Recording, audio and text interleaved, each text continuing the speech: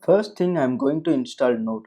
In this course I am not going to use Node, only going to use built-in tool Node Package Manager or NPM to install third-party library.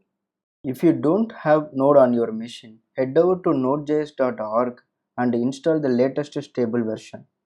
If you are Mac user, download this.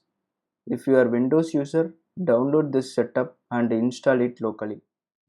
Once you install, open up terminal on Mac or command prompt on Windows and run this command. Node -v, v short for version, enter. Okay, we got the version number and check the npm library also, -v, enter. Okay, this version also we get. If you get any error instead of version number, you need to install the node setup again. Next thing you need is code editor. I am going to use in this course Visual Studio Code. It's a beautiful lightweight cross-platform editor. If you don't have it, you can download from code.visualstudio.com.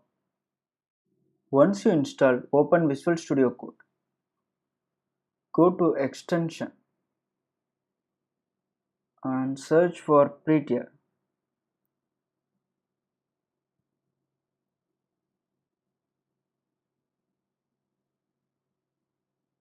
Prettier code formatter.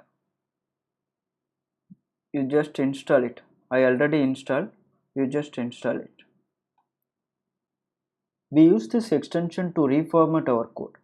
So whenever you save the changes, this extension will automatically reformat the code.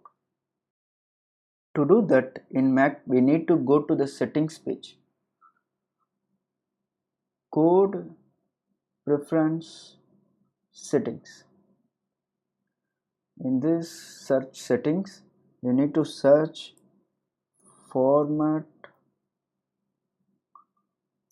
on save. See, I already checked. You just check it. Windows users also go to the settings page and check the format on save. Then only Prettier plugin formatting our code when we save the file.